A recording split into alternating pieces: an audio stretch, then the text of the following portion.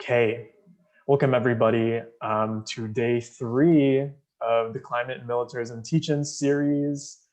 I'm very excited to be here with you all today. Thank you for accommodating the time change. We're going to talk about why I changed the time and everything. And let's just dive in. A lot of you have already been here, so this is the shtick, the usual stuff. This is what we're going to talk about today. So this is day 3, talking about ideological roots of climate and militarism. So we're going to do the usual things, start with some introduction. I'll intro myself, and then we can intro each other. I'm going to talk about why you even think about the roots. It's a question worth asking. We're going to talk about, and then we're going to dive into 3 really broad topics that I think are important to work through to understand these connections. First, racism and white supremacy culture. Then we'll take a break. Ooh, I don't know if I put in a break slide. We'll see. So if I start rolling from white supremacy culture to patriarchy and I do not tell us to take a break, please someone tell me to stop, because I might forget. Then we'll take a break. Then we'll talk about patriarchy and violence, capitalist extraction, and then we'll wrap up. So we may end earlier today. I tried to not pack this as much as the previous 2. So hopefully we won't be as overwhelmed. We're doing more feeling today and less intellectualizing. So we'll see how we do. So we'll kick off with intros. I'll introduce myself very briefly. My name is Nick. I use he, him pronouns. My main gig is I'm a graduate student, PhD student at Tufts. I study computer science and cognitive science. Specifically, my research is focused around COVID misinformation and modeling how beliefs spread through populations. So that's interesting to you. Check out my stuff. Like and subscribe, But I also have been organizing with the Sunrise Movement for over 2 years at this point, doing climate stuff. Massachusetts Peace Action with the Peace and Climate Working Group for over a year. And I see a lot of peace and climate folks here. Very happy to see you all. We do great work on the intersection of the topics, and recently getting involved with a group called Dissenters, which is a youth-led anti-militarism group working on college campuses to bring these types of ideas to young people and sort of revitalize an anti-militarism movement. But beyond even, all these organizations and stuff, I'm here because I deeply care about our planet. That's the work that brought me into organizing, this existential threat of what is happening with our futures. But I also really care about people. I try to center all my organizing work around people and how we build power in each other. And I want to, use my time to build a safe world and a better world. There's a great thing that people say in Dissenters that's we have all we need to already be safe. We just need to change it around, right? So that's the work I think we need to do to start to build a safe world. But I'd love to hear from other folks. I know a lot of you have already introed yourself in the chat, but if you want, feel free to again throw your name, preferred pronouns, and maybe why you're here in the chat. And I'm trying to cut these intro sections a little shorter, so put them in the chat, see who's here. I won't read them out loud this time. Hey Nick, there have been some requests in the chat if you could speak a little louder, just a heads up. Thanks, Ari. I am truly shouting. I know it's hard to hear from your end. I really can't turn it up louder. I can't turn my voice up. I'm talking real loud. I'm sure my neighbors are mad. But I'm sorry if it's a little quiet. I don't know. I can't do anything else about it. Maybe crank it up, folks. But thanks. Let's go through some teacher requests, things that I think will be useful for today as we're going through the teach-in. First off, I ask that you be present. So whatever that may mean for you, some good ideas that I like are maybe remove distractions, like put your phone in a drawer or just turn it upside down so you're not checking your notifications. Maybe get a beverage. It's the morning-ish for me, so maybe some coffee or tea, maybe some water. Get some note-taking stuff if anything comes up while we're going through. It might be good to write stuff down, so you can take this time in advance to get a pen and paper maybe. And also, we can just center ourselves to begin. A lot of this work is going to take us into emotional territory. So it may be useful to start from a place of being centered and grounded. I also ask that we participate healthily today, especially because we're going to do a lot of breakouts and sort of work in pairs and in community. So there's a good idea that I like whenever we're working in the main group, this idea called step up, step back, which is if you hold identities, acknowledging that our identities are very intersectional. If any of your identities are more oppressed, like if you are femme, queer, young, person of color, Black, Indigenous, working class, poor, etc., I hope this space can be welcoming enough that you feel free to step up, because mainstream society often doesn't allow marginalized folks to speak as much as folks who occupy these positions of power. So if you are holding an identity that is typically associated with the culture of power, such as being white, male, older, wealthy, etc., feel free to step back and maybe make some space for other folks to share stuff out, read, etc. The second thing, take care of yourself and others. A lot of this work can be pretty emotional. So, if you need to turn off the Zoom, mute me, walk away, get a glass of water, feel free to do that. My feelings won't be hurt. I know that's part of the process to take care of yourself. And I want you all to be able to show up as best you can in this space to do the work and take care of others. If you see folks struggling, or we're all here to look out for each other, so I want to make sure we're doing that.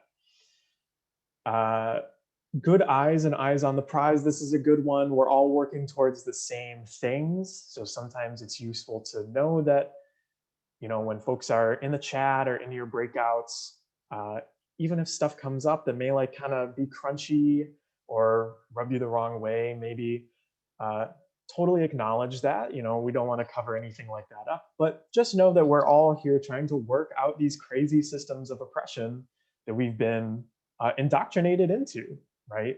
And that work is hard. So if stuff comes up, it could just be useful to remember that we're all trying to work on the same thing here. And finally, the comfort, growth, and panic zone. I really want to encourage folks to grow in a specific way through this work today. So some of these ideas we may be intellectually familiar with. So I'd encourage you, if you already know these things intellectually, start to really deeply feel them, feel them in your bones, feel them in your soul. That could be a good growth zone for a lot of folks. But if it brings you into a panic zone where you're starting to feel a little too stressed out, I would refer you back to take care of yourself and others. Feel free to just turn me off.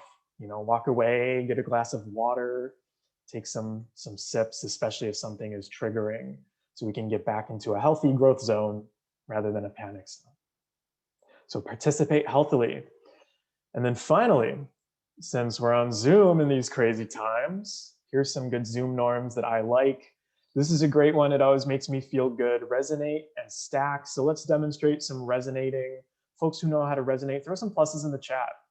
Pretend I just said something really rad that you're like, oh my God, that is blowing my mind. I'm feeling it in my soul. I want to erupt with joy. Yes, the pluses. Love the resonance. And not just to stuff I say, but stuff that other folks say. Feel free to resonate back, and it makes a really good space for us to do this work in. I also like resonating with smileys, so that was a good one, Jared. I love that. And stacking, we're going to do some reading and sharing back. And a good way to facilitate that over Zoom is to put an asterisk in the chat. So if someone wants to say something, you put a star in the chat, and we get this list in order of who wanted to say stuff. So pretend I just asked for someone to read something from the slide, and I'll ask for folks to stack in the chat. What would that look like, my people who know how to stack? Right, so now, for me, I have a stack of Alex and Julia and Ari and Mary Ellen and Diane and Ian, Yes, I love that. That's a cool stack. Um, so that'll help us kind of facilitate these discussions a little easier. Okay, so that's resonating and stacking. Thanks for indulging me. Avoid arguments in the chat. This has honestly not been a problem in the other teach-ins, so maybe I don't need to harp on it, but let's just try to like keep those good eyes, right? Remember, we're all working towards the same thing, and maybe we don't need to argue in the chat. It's not the place for that today. Mute yourself if possible. That'll make things easier for me. I can mute people, but I need to play like 4-dimensional chess to like mute people and do the breakouts and do the content and like keep all this straight in my head. So y'all can take care of that yourself. That'd be great.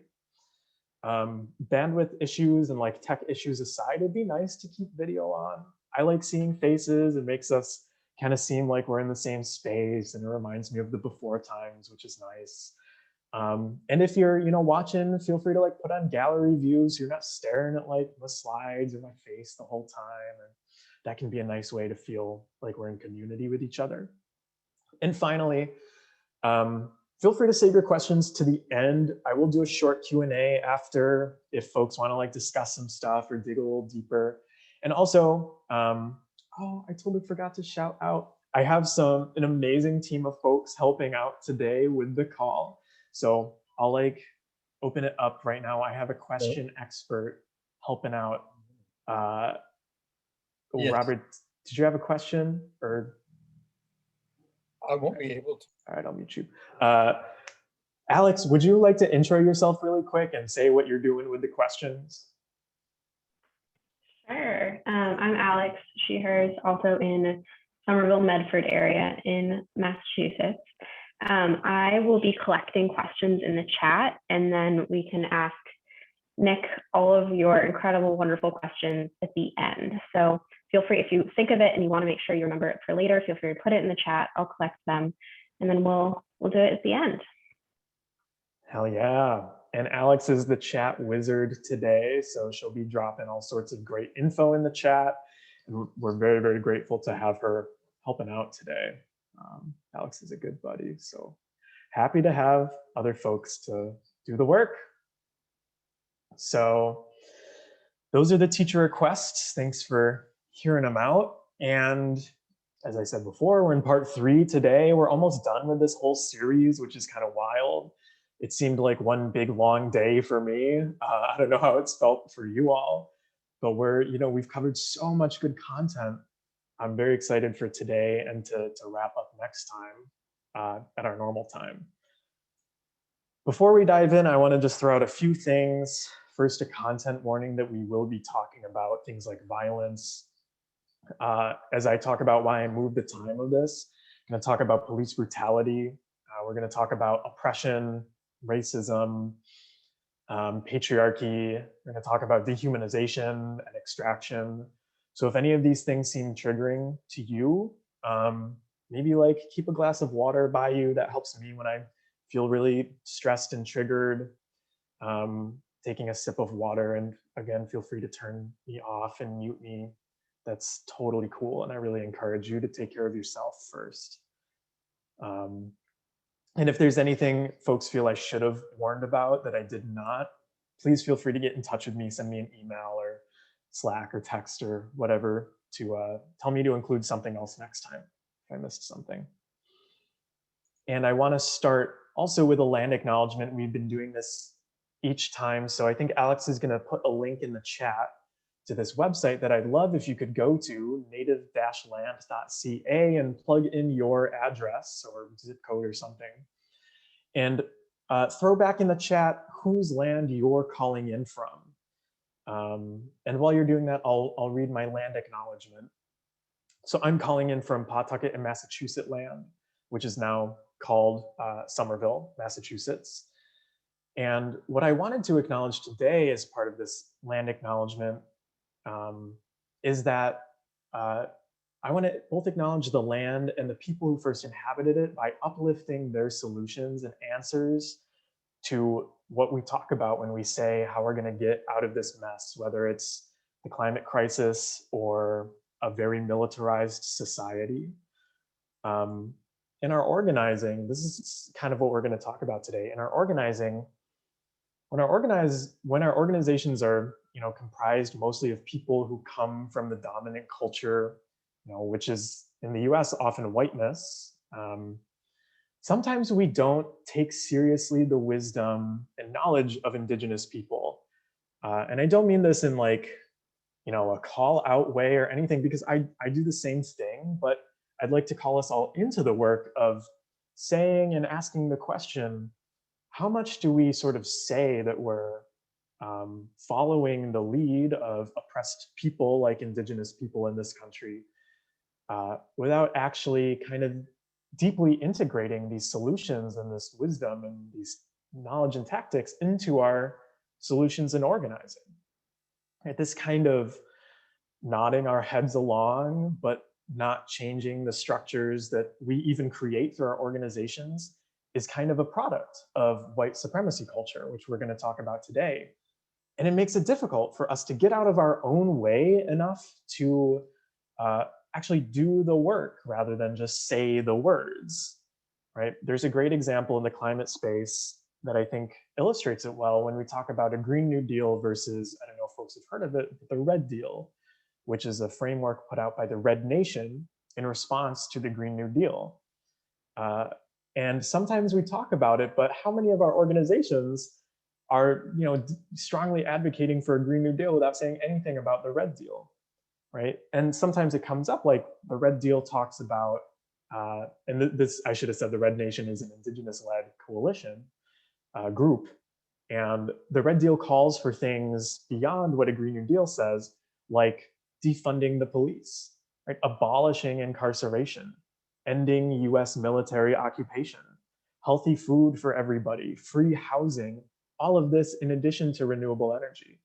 And the Green New Deal, right, is not only about renewables, but it doesn't get at some of the roots that the Red Deal gets at. So I pulled a quote from, I think, the second part of the Red Deal.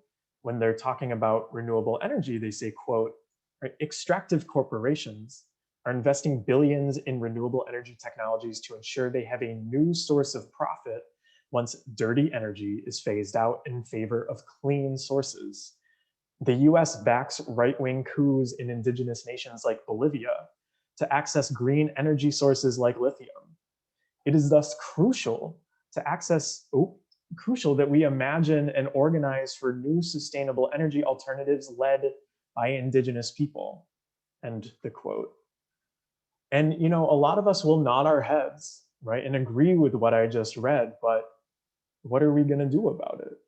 How are we going to truly center indigenous leadership in our organizing and get out of our own way in the process? So I want to acknowledge these types of things as, last week I talked about indigenous erasure through even the legal system, right, beyond physical genocide and erasure. So I want to uplift that this white supremacy culture can also lead to ideological erasure, right? How much are we truly following the wisdom of indigenous people rather than just kind of saying that we are? And how much do we think, things like the Red Deal are unrealistic or too much, even though people say that about a Green New Deal?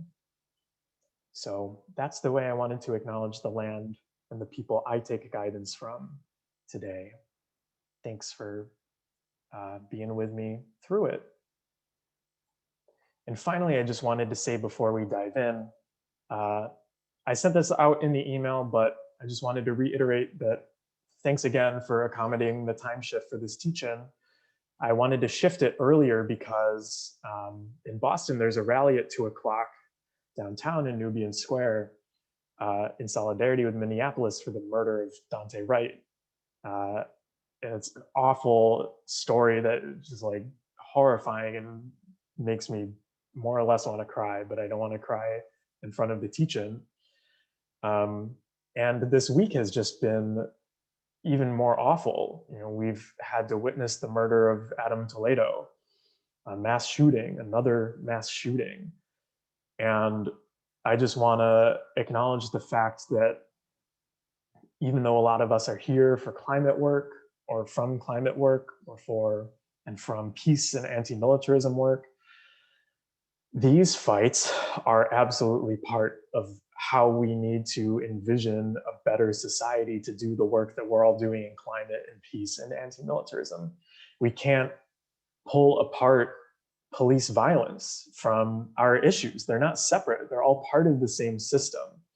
Right? So I wanted to move this teach-in so my Boston folks could show up for this rally that's going on, that's organized by a Black organization, and just say that we need to be doing this kind of work where we're not just showing up for our things, but showing up for other intersectional movements for change, because it's all the same thing in the end. So thank you for accommodating the time change. I'm already like feeling crappy for having had to talk about it, but these are the feelings we get to work with today as we talk about the roots. And I've been using this tree model throughout the teach-in series to talk about how we should understand complex ideas. This metaphor of a tree I find is useful because when we think about something like, how do we think about climate and militarism? Saying that, it's a complex structure like a tree that has surface issues, right? That are the leaves, but the surface issues are supported by structures, right? Like a trunk and branches that grow really thick and have grown over time to support the structures that lead to these issues. And these issues also have roots, right, that are so deeply ingrained in our culture, that are so hard to pull out, that keep these trees rooted in place. I think it's a very useful metaphor. So we've been working with it throughout the weeks, and week one, we talked about the top section, which was, we talked about emissions, Pentagon emissions, DoD emissions, talked about environmental justice and pollution, the military budget, we talked about conflict and migration. And then last week, we talked about the structures, right? We talked about the branches and the trunk that uphold these systems and lead to these issues. So we talked about US imperialism, right? And our long history of war and oppression in order to fuel basically corporate expansion and government expansion. We talked about the system of propaganda, like how did they get away with it? We talked about a jobs guarantee, right? The military preying on financially insecure people in order to recruit them into the military. We talked about the military industrial complex, right? This deep connection between public and private institutions that are all working for the same end, which is huge profits, basically, and how it spills over through not just weapons manufacturers, but also companies we think we love, like Microsoft and Google and Amazon. They're all part of it too, and that's how deeply ingrained it is in our culture. And then we finally concluded by asking, can we even green the military? Like, would that be a solution? And I put forth an argument that I don't know if it was persuasive or not, but that no, it's not. Even if you get rid of military emissions or pollution and you clean this stuff up, it's still a fundamentally oppressive system that stands to get in the way of climate issues. It stands to block liberation in so many other ways. And the system remains intact, right? It's a very interconnected web. And if you just cut one strand of the web, right, the web's not going away. Nothing is dependent on just one issue. And then today we're going to talk about the roots, right? So we're going to start to feel and talk about these things deep down under the earth. And I want to start today's discussion by even asking, right, why are the roots important? And I came up with 3 reasons, and there are other reasons as well, but among many, on the one hand, learning about the roots, these ideological underpinnings of all these issues we're talking about, allows us to, like, when you really get the big picture pattern, it allows you to recognize other occurrences of the pattern beyond just a specific issue. All right, so if we're talking about climate and militarism and you see it applied to the military, but once you start to do the work and you're like, oh, I really understand violence and extraction and patriarchy, then you start to see it like in the police, right? And you start to see it in like gender oppression, right? And it paints this bigger picture that can really show us that, for the second point, other fights for change are part of our own struggle, right? Everything is so highly intersectional that the intersections often lie at these roots. And if you don't see the roots, you may not see why, when I say things like it's good to show up for racial justice events and rallies and organizations, you may say like, why, am I not wasting my time, shifting my focus away from like my issue area? But when you're doing work on other issues, it all feeds into itself, right? It's all intersectional. And then finally, when we're doing our own work, right, when we're organizing and when we're talking to our communities and holding our own events, if we haven't untangled these ideological roots that we are basically indoctrinated with by our culture, then we will probably recreate a lot of these oppressions, right? So we have to deeply feel the way these systems of oppression have taken root in us, right? To untangle them to be a positive organizing force. So that's the work we're going to do today. And it may seem like philosophy, I am a philosophy nerd, so I'm not going to knock philosophy, but I think it's actually really important to do this type of work because it goes, I just pulled this quote because I love it. Philosophy, right, interprets the world, but now the point of our work is to change it, right? These ideas are out there. How do we incorporate them into making change? And we're gonna get a lot of good marks in our discussions today. So I want to put forward the idea that when we think of the roots, to really change how these are internalized in us and start to do better work, we don't just have to think about the roots, but we have to feel them. Now, this is premised on a lot of work that I do for my PhD in cognitive science and is like, widely used in all sorts of different anti-oppression practices. It has roots in, I'll say roots a lot today, I guess, but it harkens back to psychoanalysis and practices like this. It's like kind of stuff you would do in therapy. But it's this idea that when you really put yourself back in these situations where you've felt these oppressions or when you've acted out these oppressions, that's really the way that we're going to begin to untangle the part of our brain that is responsible for recreating these oppressions and deeply understanding them. I won't bore you with the cognitive theory, but there is this idea that there's an intellectual part of our brain that's associated with what's called type 2 thinking. And there's a habitual part of our brain that's associated with type 1 thinking that is all about emotions. You can think of emotions as habits, right? These things that are indoctrinated into us and our typical responses to emotions. So the way to undo that, a lot of people argue and I buy into, is to really feel. So I want to encourage you to feel and let it like fill your body and hopefully not in an overwhelming way. I don't want anyone to be harmed or dip back into something traumatic unless you want to. But this is the work we're going to do today. And a tool that we're going to use to do this work is something called listening partnerships. So this is something I learned from an organization in Boston called Listening Works, which is part of a larger organization called Youth on Board. To anyone who's done co-counseling, this may seem very familiar. It's like a derivative of co-counseling, basically. And the idea is that we're going to do a lot of work in pairs today.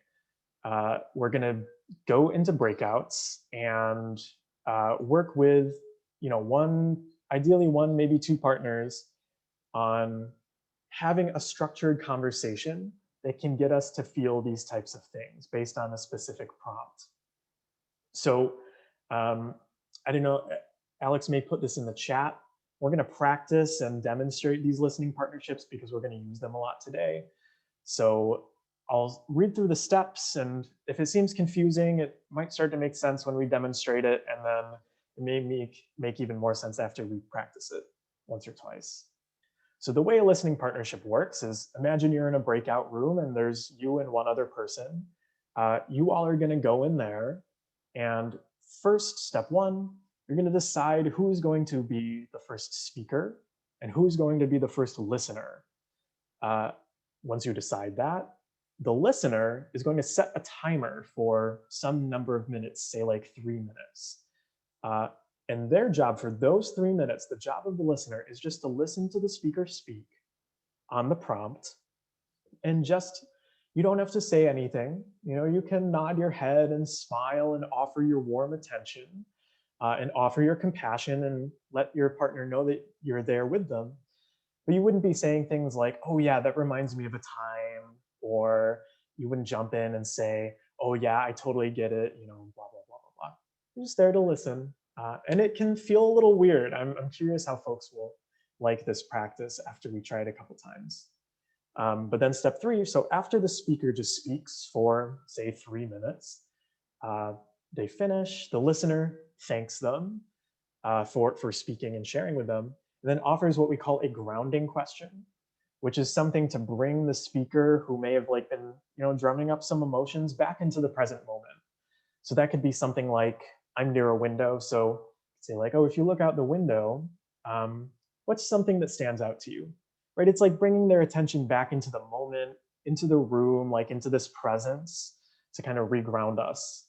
And you can get creative with these grounding questions. A good one that I love is like, this was taught to me, but someone said, what's the opposite of a porcupine? And you're like, huh. And a good answer I've heard is a sponge. That's a pretty good one. Or like Swiss cheese, right? You can kind of imagine it. But so we'll offer a grounding question, and then you switch, right? So then the speaker is now the listener, and the listener is now the speaker. And you do the same amount of time. So this is a listening partnership. And before we demonstrate one, I also just want to say a few other things about them. These are confidential. So please do not share anything that your partner shares with you unless you explicitly ask them for their permission and consent. You can do that by saying, so I'm going to demonstrate one with Ari in a second, but I could say, Ari, do you mind if I refer to our listening partnership?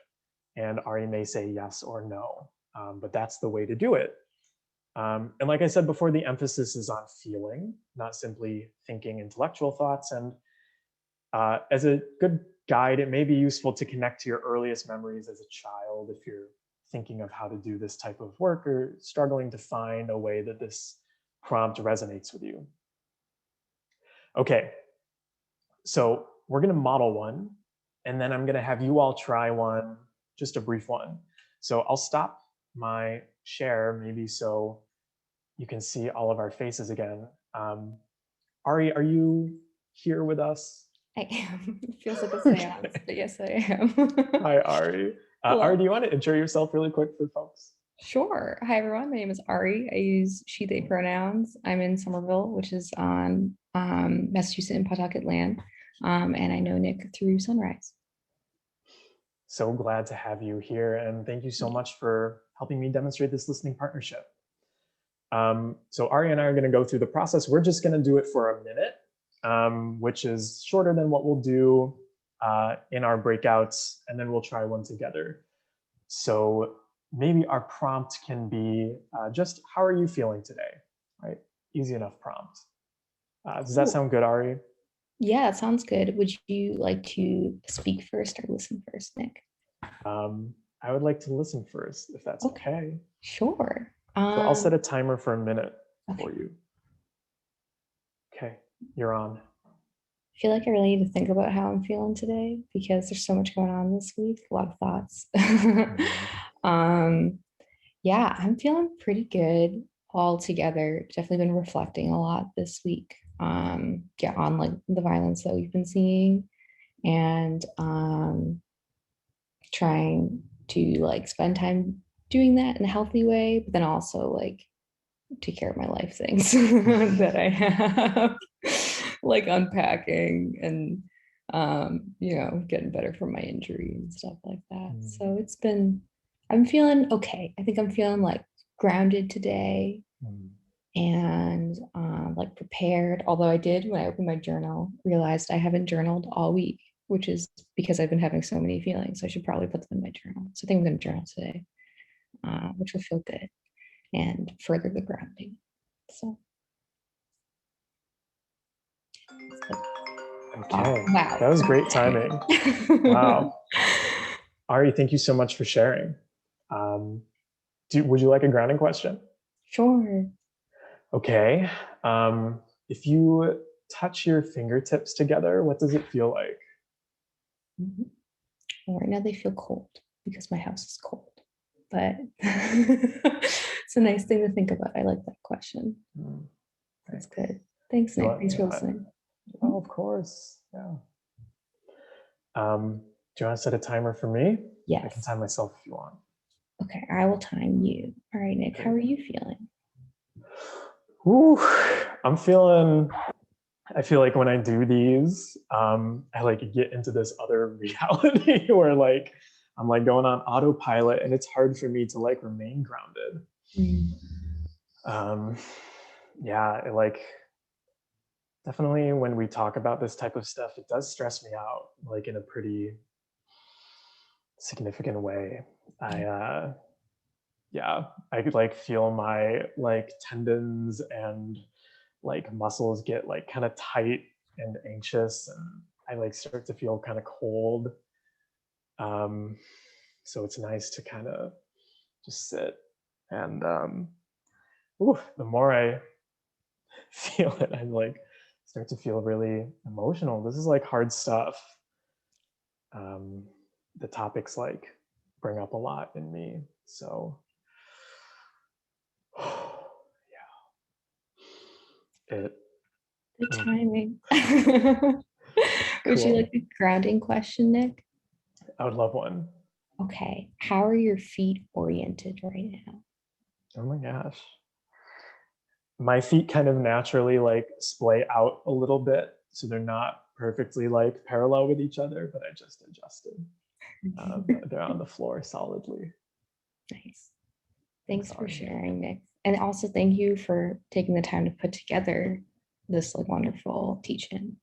Oh, of course. Thank you for taking the time to spend time with me. Yeah. Cool. Thanks, Ari. So that is the listening partnership.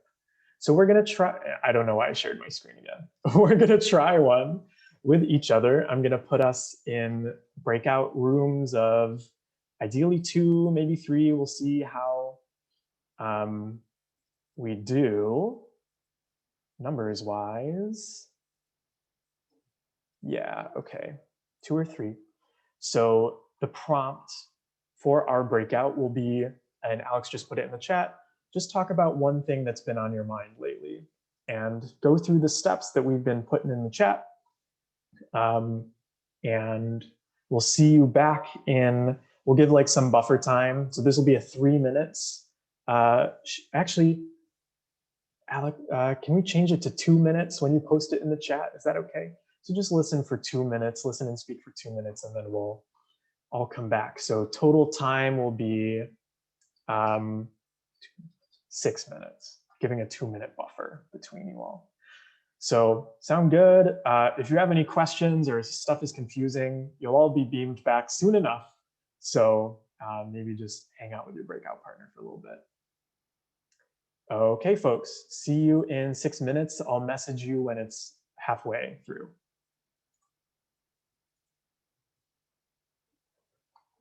Oh, wait a second. There's a lot of rooms of 3.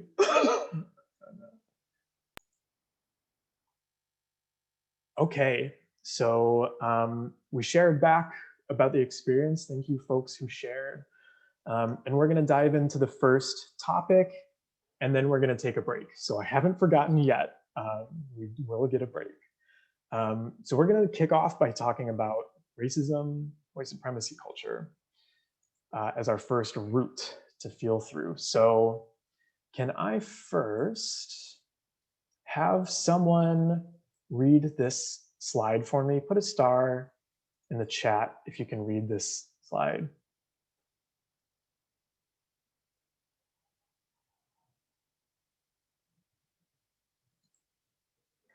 Maybe Jared, do you want to kick us off? I know you had a latent star or a late star.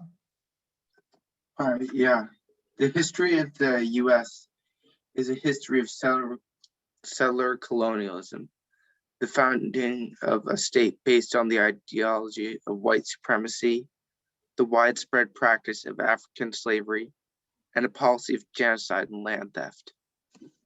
Thanks, Jared.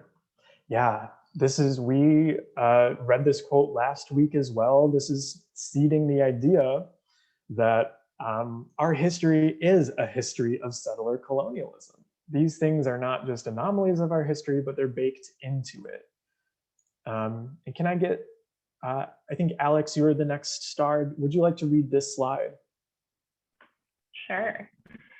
Settler colonialism as an institution or system requires violence or the threat of violence to attain its goals.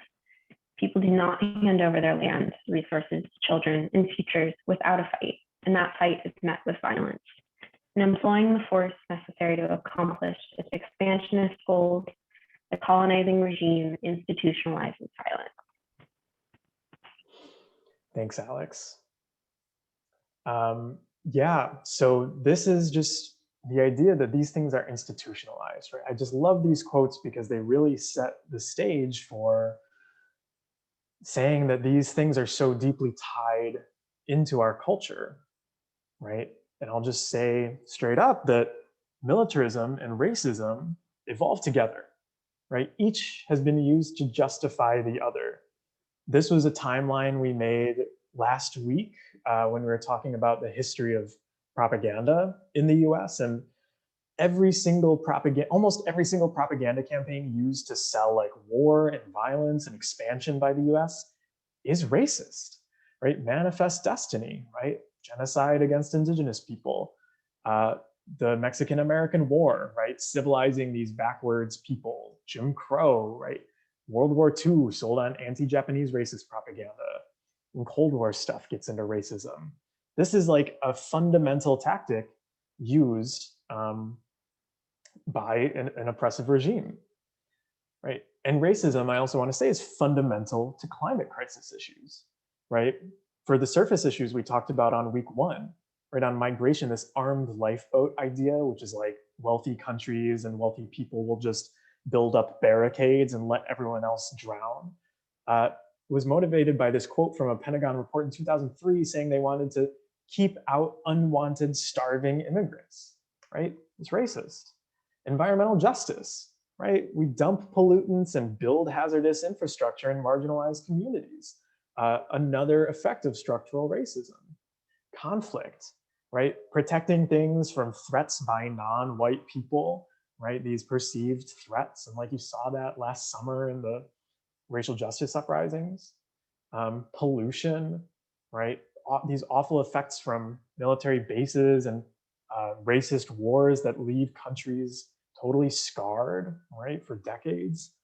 And then, like I said, the propaganda system, fear-mongering and war-mongering narratives use some version of backward savages every single time. And it's also true that an idea that we're gonna talk about with white supremacy culture is this idea of power hoarding. Power hoarding is also crucial to the plans of fossil fuel companies in rich nations who'd rather, right, pollute and maintain their ways of life rather than give up power. And this power is often exercised over people of color. This fits with supremacy logic. So, like I said earlier, also when we're doing our work, sometimes we adopt these types of like racist and white supremacist mindsets that we don't take the guidance of other organizations or don't work with Black or Indigenous or POC-led groups. And some of our organizing comes across as like white saviorism, right? And that's why we have to think through these types of roots. Because white supremacy culture, which is sort of like a derivative of having such a racist society, upholds and enshrines the idea that the ideas, thoughts, and beliefs of white people are superior to those of people of color, right? And even if it's not explicit, right? Like you don't have to be being bigoted to have these types of things come up. That's like a product of just being part of a culture. It's something we internalize, right? Because we're swimming in a white supremacy culture water, right? And it comes into our work, it comes into our organizing, our interpersonal relationships, all sorts of stuff. And a question that comes up a lot is like, is white supremacy culture really the right word to use? Because, in mainstream, white supremacy is associated with, right, the KKK, neo-Nazis, these hate groups. And it's, these are not our organizations. So is it really valid to say our organizations need to tackle things from white supremacy culture? And I'll read, I'll read a quote from this organization showing up for racial justice that sort of explains why they think this term is appropriate. So this is just a direct quote, we believe it's important to use the term white supremacy culture because the norms, values, and beliefs that our culture reproduces act to reinforce the belief that white and people attached to whiteness are better, smarter, more beautiful, and more valuable than Black or people and communities indigenous to this land, brought here for the purpose of enslavement or immigrating here from Asia, India, or south of our border. End quote. So it's this idea that our culture reproduces these types of things without even us noticing it. And because this is a term that has come from people of color who are organizing against white supremacy culture, it's kind of like, are we going to be the people who say, oh, I don't think this term is right, and kind of reenact white supremacy culture by pushing back on white supremacy culture, right? It's kind of like an ironic thing to be coming up. But I do want to uplift the idea that when we talk about white supremacy culture, a lot of factors are actually just blanketly appropriate or apply to just supremacy culture in general. It doesn't have to be through whiteness, right? These things can come through class oppression, like gender oppression, and it's all related to this power hoarding idea that I talked about earlier. So when we think about this root, there are a handful of characteristics of white supremacy culture that I think it would be valuable for us to think through, to really feel why we're kind of in this culture that uses racism as a way to, achieve these imperial and colonial goals. So these are all attributes from a framework put together by a workshop series on dismantling racism. You may have seen these. They've made their way around organizing spaces in the past year or so. But we're going to read a handful of them, and then we're going to do a listening partnership to see which ones resonate with us. So I got to reopen the chat. Can I have someone throw a star in the chat if you can read this one? Oh, and Diane, thank you for uplifting disability oppression. I'm sorry I didn't mention that. Thanks for saying that. So can someone read about perfectionism? Mary Ellen, go for it.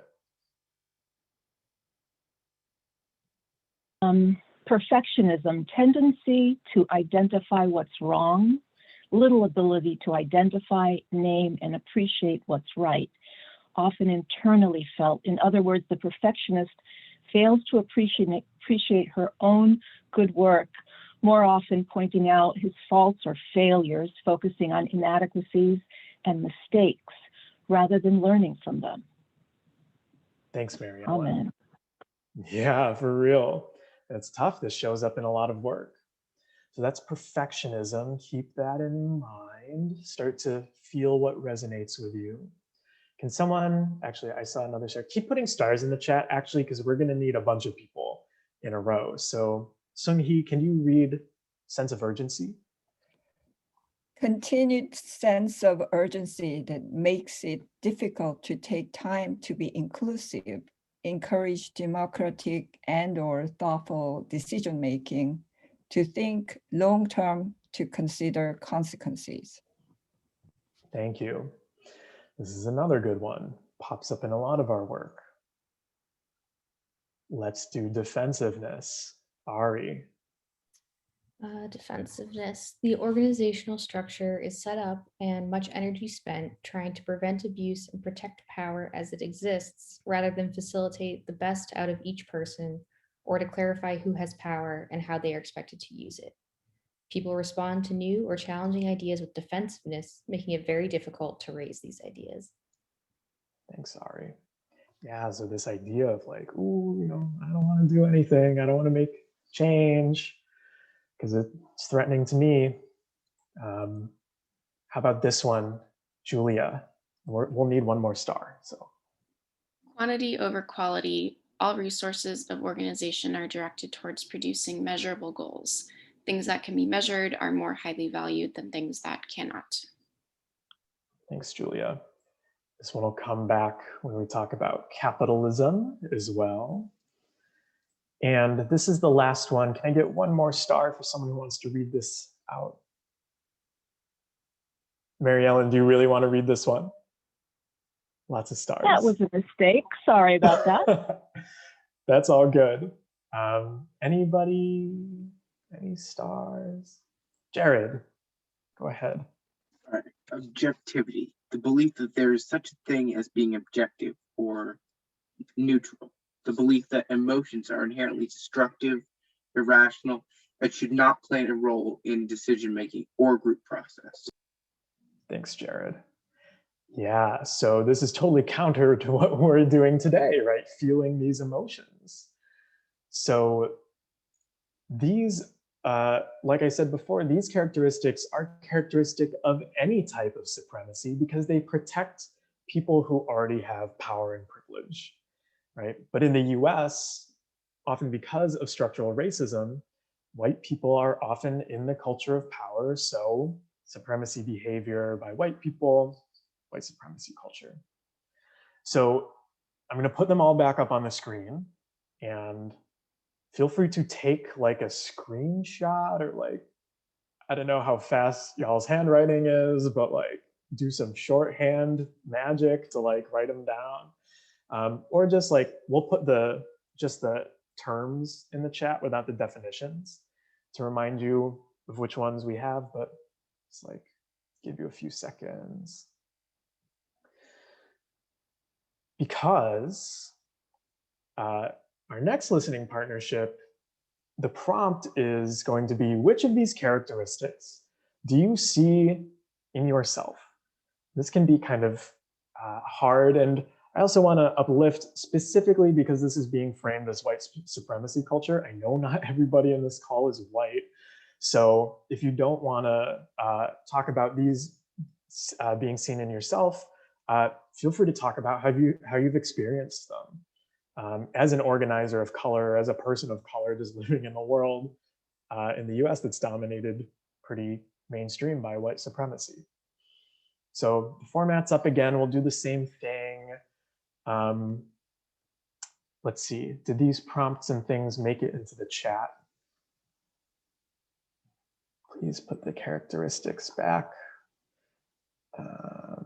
So the characteristics are in the chat without the definitions. Apologies for that. Just try to remember them the best you can. Maybe if someone took a screenshot, you can share it around or something. But I'm gonna take my time this time and make the breakouts correctly. And I'll pause the recording for our listening part. Okay, folks, so welcome back. So I forgot to wrap up with this, but since we just did the listening partnership on white supremacy culture, just wanted to conclude by saying that a just transition, which is something that we've talked about, last week, and we kind of brought up the first week, this idea of like changing the structures in the society we live under, would require that supremacy culture be replaced with structures and a culture that allows power sharing, right? And encourages graceful transitions between power structures, right? So we're not stuck with like the fossil fuel industry desperately clinging on to power, or like the US government being so afraid of losing power that people commit violence, right? To like keep things the way they are. And some of that requires having such a strong sense of self, right? Being part of our culture, that different is not perceived as a threat, right, but as a gift. So I wanted to conclude with that. As we transition into our second topic, which I think is very relevant to climate and militarism, which is patriarchy and violence. So the way I'm going to talk about patriarchy today largely comes from Bell Hook's writing, which I think is just excellent, true visionary. So Bell Hooks writes that patriarchy is a political social system that insists that patriarchs, who are often male, are dominating, superior, and endowed with the right to dominate and rule over the weak, maintaining dominance through violence. So an interesting exercise that I've done before is that these words, we kind of use them casually, but if we look at the roots of words like domination and violence, domination comes from the Latin dominus, meaning master. So we even get some callbacks to this type of racial hierarchy that we've used in the US, right? This master-slave relationship. And violence comes from the Latin violare, which just means violation, right? Often we think about violence as a physical thing, right? Punches and kicks or weapons, but there are ways to violate economically, right? Socially, just interpersonally. That violence has a much broader meaning that can be applied to the climate and militarism scenarios as well. But so these ideas of patriarchy are used for certain reasons, right? Our culture is patriarchal for a reason. It's to indoctrinate people. So when people are indoctrinated into the rules of patriarchy, the process, this is again from Bell Hooks, is forcing people to feel pain and deny their feelings in the process. We don't let people feel their feelings. And emotional neglect lays the groundwork for emotional numbing that leads to rage, later exploited to further imperialism, hatred, and oppression. So this is an emotional numbing ideology that is used by the systems we live under. So while the link to militarism may be obvious, right, how is this connected to the climate crisis? Well, what we've done to the planet should be viewed as violence.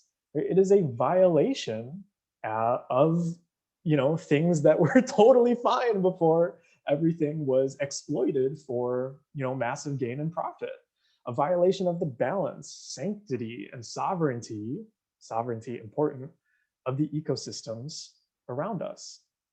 So, right, these are just some photos that I think illustrate how this shows up in the climate space, right? All this awful pollution is violence on the environment. This awful deforestation is committing violence to indigenous people, forcing them off of, out of their land, and doing this to just support a huge logging industry like in Brazil. Animals, like the Australia wildfires, are like horrifying, right? Who are we to be committing this violence to the planet? The climate crisis comes as a result of our violent domination over the planet to fuel human games of domination. These are just social games, right? When countries go to war and when countries are, fighting over, we'll talk about this in a second, but what we think of as scarce resources, this is how this all manifests, right? And you can even reflect patriarchy and this emotional numbing to saying our relationship to the greater ecology has been stunted through this emotional numbing that's required to justify the violence, right? So really brilliant thinkers, one of my favorites is Sylvia Federici. Feminist writers and ecofeminists show that there is actually a connection between the devaluation of nature and the idealization of what's produced by human industry and technology, right? So this sort of positive, transformative activities are thought of in the masculine, right? Maybe it's no wonder why the tech industry, my industry, is so dominated by men, right? Because it's kind of a patriarchal thing to do, right? It's not working with systems, it's working over systems and oppressing. And we even talk about the earth as feminized, right? Mother Earth. So this technology dominating Mother Earth to transform it into something that it was useful, like it wasn't useful already, absolutely rings of patriarchy. So that's just a briefer, but we're going to think about it, we're going to feel it too. So this brings up a lot in me, and I'm sure it will in a lot of you too. And I wanted to flip it for both sides, recognizing that patriarchy shows up different ways for male and masculinely encultured people and femininely encultured people. Shows up differently for queer people. It shows up differently for all sorts of people. But think of your earliest memories. This is the prompt. Think of your earliest memories of either having to suppress your natural feelings in order to dominate, or alternatively, you can think of a time when you were dominated. And this is how this can show up on either side to people, and it applies to everybody. So this will be our prompt for our listening partnership, and we'll do, I think this one is still 3 minutes. Here, let me quit. Oh no, let me quit my share so I can see my notes again. Oh, and I'll stop the recording too. And I will also announce that I'm sharing my screen. All right. Thanks for sharing back. And yep, so we shared back. And I just want to conclude this section by saying that, right, a just transition when we're thinking of how we want to build the world of the future is we would require, right, a culture that encourages all people to feel deeply and to be cared for, right? A feminist, anti-violent culture would prize cooperation and organize society around the well-being of people and planet rather than around violence and domination. So this is, I'm like the infinite broken record, but we're running short on time. I don't know how this happened. It's almost like I talk too much or something. But we had a listening partnership all set up for our final topic, capitalist extraction. But I think we're going to pass on the listening partnership. I'll just give the spiel and then maybe think of doing a listening partnership with someone close to you, who you could share this kind of content with, and reach out and say, hey, yeah, do you want to do this kind of practice to think through this with me? It can be kind of vulnerable and hard to do something like that, but it's such an important part of the work to bring other people in who weren't able to make it here with us today. And that's really what organizing is, a core part of organizing. All right, so capitalist extraction. Here's the spiel. Spoiler alert, it's bad. So mainstream economics, right? The things that we're given is premised on the idea that, and I took this from a really disgusting but widely read mainstream economics 101 textbook, premised on the idea that, quote, society has limited, read scarce, resources, and therefore cannot produce all the goods and services that these pesky people wish to have, which is bullshit.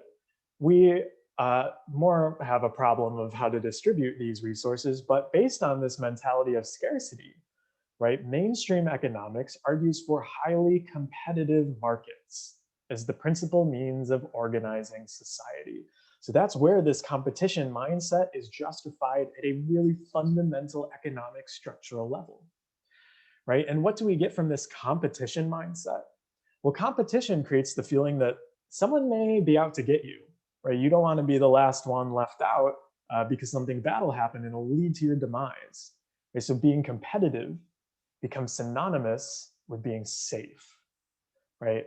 And then capitalist system incentivizes to remain competitive, right? Profits are sought to, this is disputable, but ostensibly reinvest, right, in the means of production to improve them, to become more competitive, maintain market dominance. It's all tied together, right? And to maximize profit, we become obsessed with extracting raw resources from the planet and from people. I actually recommend folks read this article. It came out like 2 days ago or a day ago or so.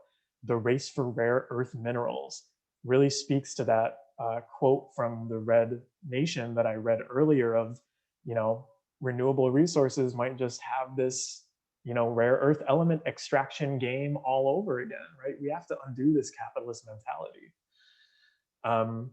And beyond the planet, right, this mentality makes its way back to people themselves as the system begins to extract from us, right? So this is all like classic kind of Marxist stuff, but modern work, right, is alienated, meaning that when we become like a tiny piece of the machine, we don't see ourselves in our work anymore, and we feel like such a lack of meaning because we're really just there to be replaceable tools. So that's the part where modern work is insecure, right? You can be replaced by, a ton of people. It's like you don't matter because you have to not matter in order to be extracted from. And then capitalists get rich, right? While everyone else is paid so much less, and we see that in massive income inequality as people are extracted from to make capitalists rich, and then we become obsessed with things like productivity, right? So in another interesting way that this shows up in our communities, people have argued that, this is a great argument from the Frankfurt School, this also leads to alienation from community, right? Where we're all like consuming these things to feel better after being exploited by a capitalist system, and we're just, pumped it, fed consumerism to fix our emotional problems for those of us who can even afford to consume, right? Because not everyone can do it. And this like brings us away from our community, right? So like when we're on our phones and we're, watching Netflix, maybe if that didn't exist, we would be doing other things like hanging out with people and building community. But, the narrative is pumped in our head over and over and over to just like consume, to make ourselves feel better. And the final thing I want to tie it up with is it comes back to the white supremacy characteristic of objectivity, right? In order to extract something from someone or extract from something, it has to first be viewed as a measurable resource.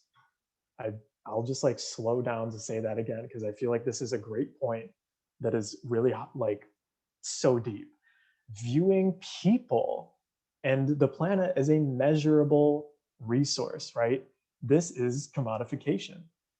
Capitalism systematically dehumanizes, removes like the richness from people, removes the richness from the planet, right? This thing that is so human, right, from all of us in order to extract labor and commodify the planet and ecosystems to extract resources for material production. So this is all tied up, right? Like we can't talk about any of this without talking about capitalism. And this is what we are going to talk about in our listening partnership. In what ways do you feel extracted from? I certainly feel extracted from. I am sure a lot of us resonate with this, and maybe this is what we can do a listening partnership with someone else about, because I'll send the slides out. But just seeing that we have 2 minutes, we will skip sharing back. And I'll just conclude by saying that, right, when we're thinking about this just transition, it would require undoing these mentalities of scarcity, right, and of threat and of competition, right? They would be replaced by deep respect for humanity, each other, right, and deep respect for the planet, in order to engender cooperative and regenerative mindsets that would become the new organizing force behind societies. I want it. I know y'all want it. So to wrap up, there's about to be a lot of bullet points, so apologies for this, but we talked about roots in racism and white supremacy culture. You can read the bullets, but we talked about how it shows up in militarism. We talked about how it shows up in climate, all of these characteristics that we felt and we saw in ourselves and we have felt, indoctrinated into us. We talked about patriarchy and violence, right? This social political system that systematically traumatizes us in order to make us dominate and like keep seeing out imperialism and oppression onto other people. And it serves all the powers that be that we talked about in the structural part. And then finally, capitalist extraction, right? Indoctrinating scarcity and competition into us, and then leading to all sorts of really gnarly stuff where we're just systematically taken from. So what? These are the deep roots, right? There are, it's all tied together. because militarism and the climate crisis both encourage exploitation, dominance, and violence. These roots continue to demonstrate that climate issues are not just about emissions, nor is militarism just about wars, right? This idea that militarism affects even how we relate to each other in patriarchy and stuff like that. And our work has to include this deep feeling to untangle the roots that we internalize from the society and that show up in our organizing and even in our solutions to the crisis. So this is our tree. Y'all, we have like a lovely tree at this point. We have the leaves and the trunk and the roots, and it's such a cool tree. And next week, we're gonna talk about change. How do we address the things, the surrounding conditions that even allow this tree to continue to grow? We're gonna talk about some organizing theory and some social change theory. So thank you so much. I'm like so appreciative of folks being here. We'll be back next week, 4/24, to conclude our month of climate and militarism. We'll be back at 1 p.m. Eastern. Again, there's the sign up link. And yeah, thank you so much, folks. I'll stop the recording and then we can do some questions and all sorts of good stuff.